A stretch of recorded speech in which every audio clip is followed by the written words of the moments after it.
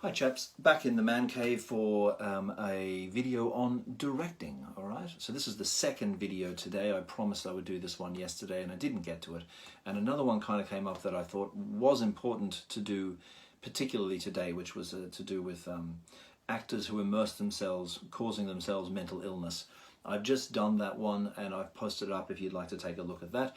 This one is about directing, okay?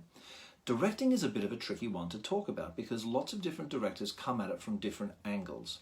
So when someone said to me there, Dave, how do I become a director? That's a tricky question. All right. So you can do a course in it. Okay. So if you want to be a theatre director, the big schools will do directing courses. So you can go and do those. I teach directing myself for theatre, okay? However, I don't sort of get a bunch of directors in a room with me and teach it to them, normally anyway. I don't normally run a course like that. Usually I'm asked to go to a particular theatre group or theatre company somewhere in the country and run a workshop with them over the course of, say, 2 or 3 days, right? So there'll be short, intensive directing courses that I do, okay? I can do one-to-ones with you online in directing. That's no problem. You can just let me know. All right.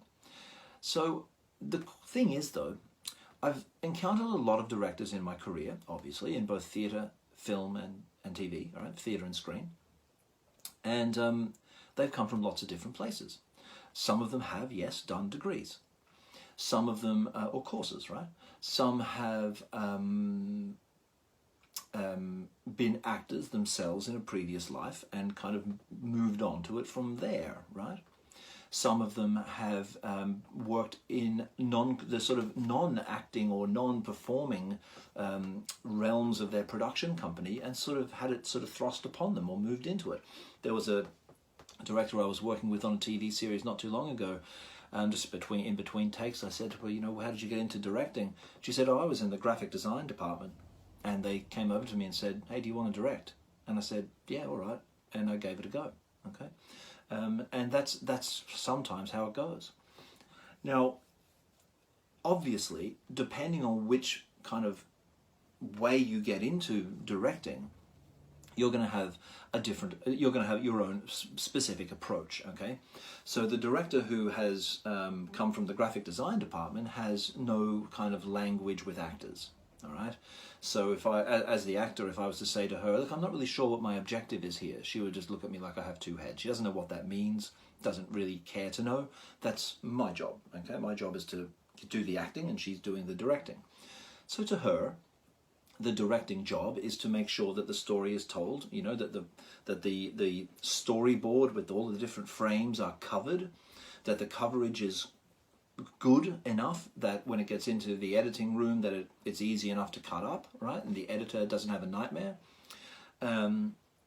It's to create the picture, okay? So to her, the actors are the same as, you know, the furniture, you know, and not in a bad way, not in a demeaning way, but her job is to put them into the picture frame and make a good picture, make the picture work. So that's her job and that's what she does, right? And she doesn't really have a language with actors at all, okay?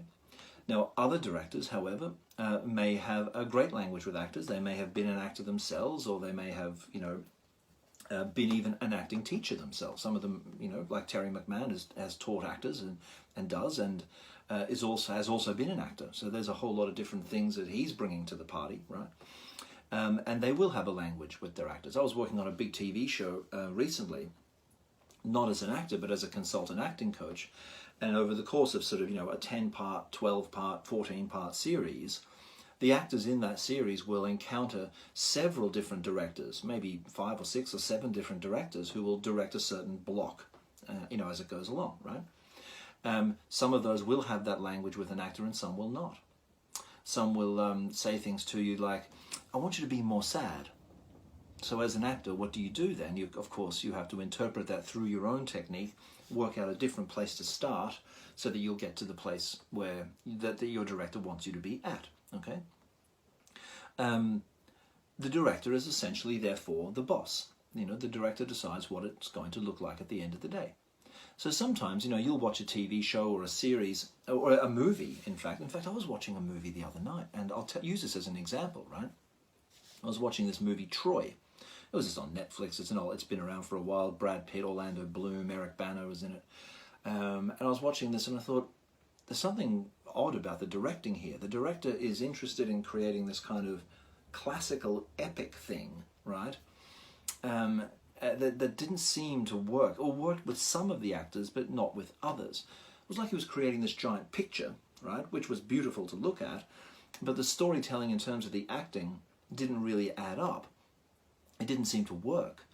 I'll go into that in more detail actually in another video, but it was clear to me that that director was less concerned with the acting and more concerned with the creation of the, you know, the epic nature of the picture itself, right, of the picture, yeah? So, okay, I'm starting to talk about it from the actor's perspective. I don't mean to do that. I'll go back to the director's perspective. So some directors are interested in the big picture, right? And not so much in moving the actors and helping the actors, right? They're just moving the actors within the picture, right? So what they're interested in is the blocking, and they leave the actors to do it themselves. That's not such a bad thing. David Mamet, in his book Theatre, which is just there, actually has a little chapter on directing. He's always tongue-in-cheek and always very willfully provocative, and I agree with some of his stuff and not with others. But he says in there that the director's job is to gently suggest the nature of the scene, block the damn thing, and go and smoke a cigarette. And in a way, he has a point, because the actors really should know what they're doing, right? And he should be able to say, okay, this scene is a confession, or this scene is an interrogation, or whatever it is.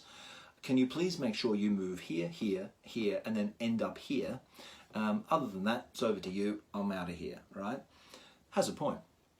When I direct, and I've directed many plays, as you know, I have my own theatre company, Company D, which, you know, we haven't done much in the last couple of years due to you know, financial constraints more than anything, but also me getting much more busy in the last couple of years.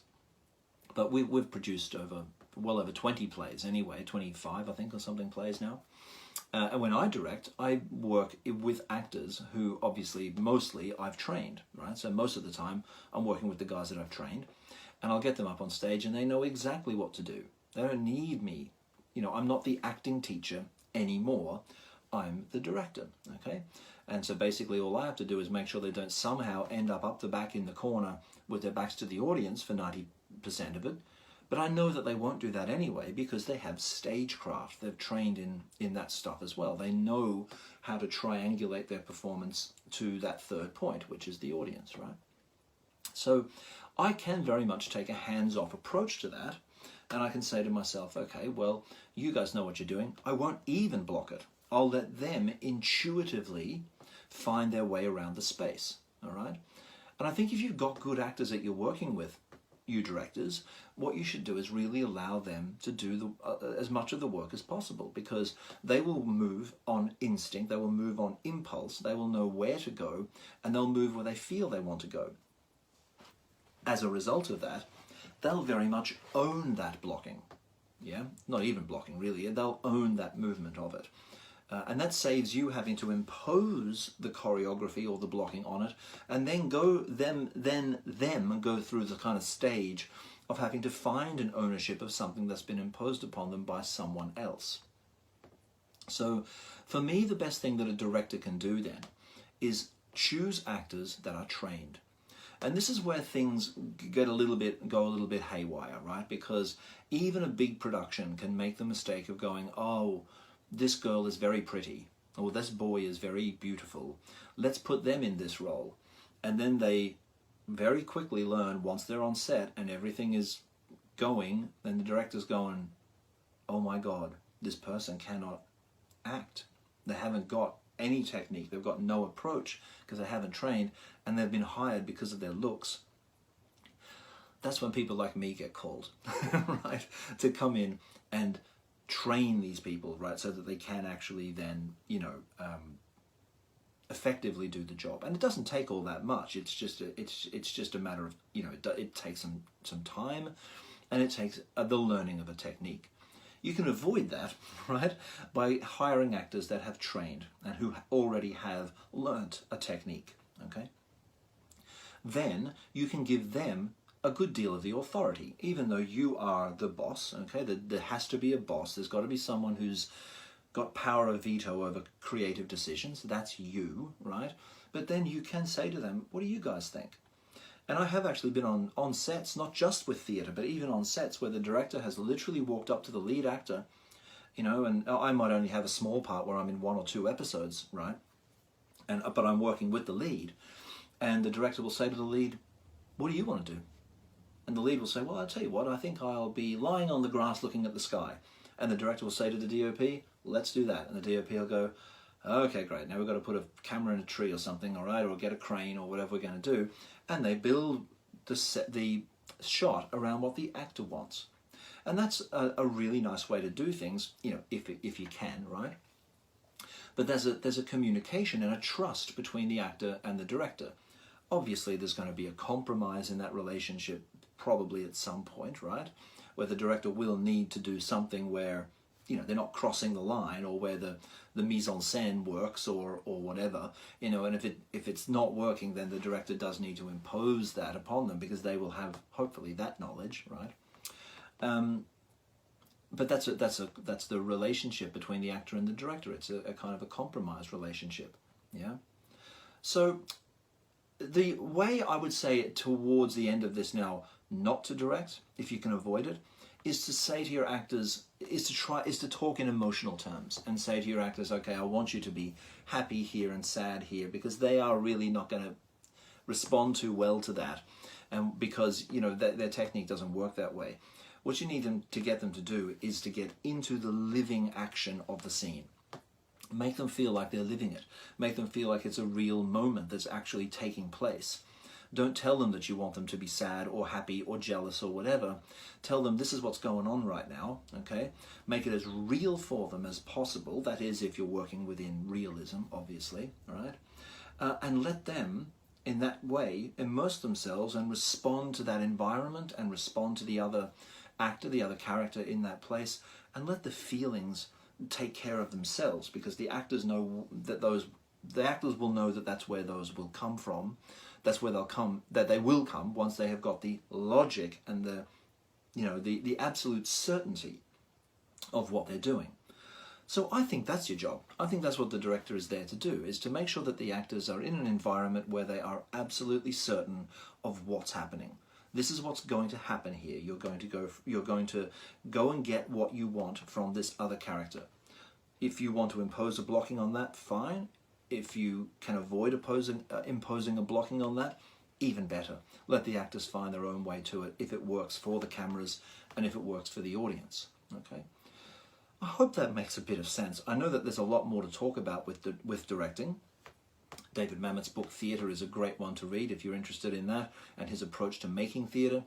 Anne Bogart's book A Director Prepares is a really good read as well, a bit of a reaction against Stanislavski's An Actor Prepares, not a borrowing or a revering of him by any means, but almost the opposite. So there are books on it, okay? There's books on directing, and there's courses you can do. It sort of depends on what kind of directing you want to do, whether it's theatre or screen. And if you have any questions about, you know, the specifics of that, if I can be any more clear than I have been here, I know it's not, you can't do a lot in 10 to 15 minutes on a video, but I will be happy to do that for you too. So you let me know. Get in contact if you'd like a chat or a class or a session with me, and I hope you're doing okay during lockdown. I'll give you another one of these videos tomorrow in the Man Cave. See ya. Have a nice day.